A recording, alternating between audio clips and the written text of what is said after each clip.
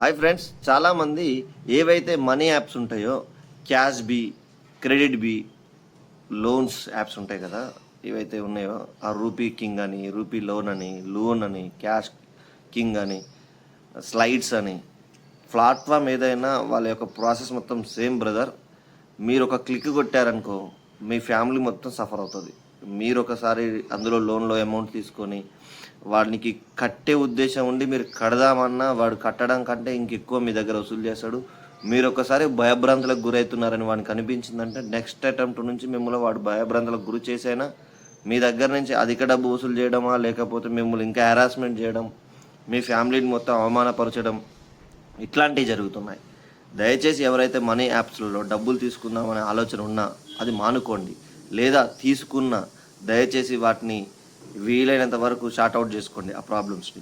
ఎలాంటి ప్రాబ్లమ్స్ వస్తాయంటే, ముందుగా మనీ యాప్స్ మిమ్మల్ని ఎంతైతే అమౌంట్ తీసుకుంటారో, ఎగ్జాంపుల్ చెప్తున్నా, మీరు ఒక 5,000 తీసుకుంటే 5,000కి గాను 5,000 వసూలు చేసి దానికి ఇంట్రెస్ట్ 20%, 24%, 30% అంటూ మీ లోన్స్ని వాడు ఎక్స్ట్రా రికవరీ చేస్తాడు.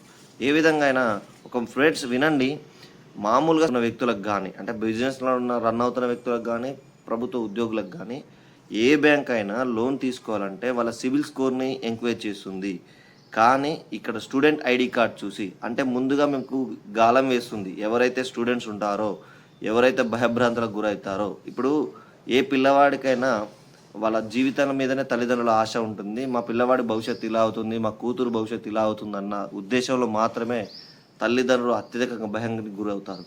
లేదా ఒక ఫ్యామిలీ పెద్ద ఏజ్లో 40 ఏళ్ళు 50 ఏళ్ళు ఉన్న ఫాదర్కి ఎరవేస్తే అతని జీవితం సగం అయిపోయింది, ఇంకా నాకు వచ్చేదే ఉంది, నాకు వచ్చిన ప్రాబ్లం ఇదే ఉంది అని చాలామంది సింపుల్గా తీసుకుంటారన్న ఉద్దేశంలోనే వీళ్ళు ఎక్కువ శాతం కాలేజ్ స్టూడెంట్స్ని మాత్రమే ఎరవేస్తున్నారు. ఏమనంటే, మీకు లోన్లు ఫ్రీగా ఇస్తాం, మీ ఐడి కార్డు ఉంటే చాలు, స్లైస్ ఇట్లాంటి యాప్స్ ఏవైతే ఉన్నాయో అది నమ్మి చాలామంది ఏమనుకుంటారంటే, ఇస్తురు కదా ఈరోజు ఎంజాయ్ కోసం ఇస్తురుగా తర్వాత కట్టొచ్చులే అనుకుంటారు. మిత్రులు, అలా చాలామంది చేసే పొరపాటు ఇదే. ఇక్కడే ఆ యాప్స్ ఎలాంటి ప్రాబ్లమ్స్ సృష్టిస్తుందంటే, ఒకటి, మీకు తెలిసిన వాళ్ళ కాంటాక్ట్స్ నెంబర్స్ మా దగ్గర ఉన్నాయి, వాళ్ళకు మీ గురించి మొత్తం చెప్తాము, మీరు ఇలా అలా అని లేనిపోని ఇల్లీగల్ ఎఫైర్స్ మీకు అంటగట్టి, లేదంటే మీరు తీసుకున్న డబ్బును వాళ్ళే తీసుకున్నారని చెప్తూ మీ మీద ఒక ప్రాపగండ సృష్టించడానికి ప్రయత్నం చేస్తారు. అదేవిధంగా రెండో ఆప్షన్ ఏంటంటే, మీ ఫోటోల్ని మార్ఫింగ్ చేసి అవి వాళ్ళకు డిఫేమ్ చేసి మిమ్మల్ని డిగ్రేడ్ చేసే విధంగా ఆ ఫోటోలు వేరే వాళ్ళకు పంపుతామంటూ మిమ్మల్ని భయభ్రాంతులకు గురి చేస్తారు. సో ఇలాంటి సమస్యలన్నీ ఎదుర్కొనవలసి వస్తుంది. అవి ఏ విధంగా మీ దగ్గర ఉన్న ఫోన్ నెంబర్స్ అన్నీ వాళ్ళకి వెళ్ళిపోతాయంటే, మీరు ఏదైతే యాప్ను ఎంచుకునేటప్పుడే అది పర్మిషన్స్ అడుగుతుంది. మీ దగ్గర ఉన్న ఫొటోస్ అన్నీ వాళ్ళకి వెళ్ళిపోతాయి, మీ ఫోన్లో ఉన్న కాంటాక్ట్స్ అన్నీ వాళ్ళకి వెళ్ళిపోతాయి, మీ మెయిల్కి అటాచ్ అయిన సింక్రనైజ్డ్ మెయిల్స్ అన్నీ వాళ్ళకి వెళ్ళిపోతాయి. సో ఇలాంటివన్నీ మానుకోండి. లేదు, ఈ సమస్యతో బాధపడే వాళ్ళు ఎవరైనా ఉంటే వాళ్ళు తక్షణమే 1930 నెంబర్ కాల్ చేయండి, సైబర్ క్రైమ్ నెంబర్. వాళ్ళు మీకు సహాయపడతారు. దీని విషయంలో ఎలాంటి భయాందోళనకు గురి కావాల్సిన అవసరం లేదు. ఎవరైతే ప్రాబ్లమ్ని ఫేస్ చేస్తున్నారో వాళ్ళు తక్షణమే 1930 నెంబర్కి కాల్ చేసి సైబర్ క్రైమ్లో మీ కంప్లైంట్ని రైజ్ చేయండి. వాళ్ళకు లింక్ పంపిస్తారు. ఆ లింక్లో మీకు పూర్తి డీటెయిల్స్ని మరియు మీరు ఎదుర్కొంటున్న సమస్యని అందులో కంప్లైంట్లో రైజ్ చేయొచ్చు. ఇవి చాలా ప్రైవేసీగా ఉంటుంది. మీ ప్రైవసీ ఎవ్వరికి తెలియదు.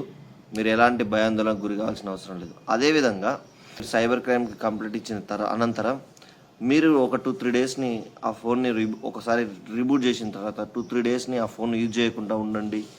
ఇలాంటి సమస్యని కొంచెం తగ్గించుకునే ప్రయత్నం అవుతుంది. అంతేకాని ఈ చిన్న అంశానికి ఎవరు సూసైడ్ దాకా వెళ్ళొద్దండి. వీలైనంత వరకు ఆ యాప్లలో డబ్బులు తీసుకోకుండా ఉండడమే మంచిదని నా సలహా. Thank you for watching.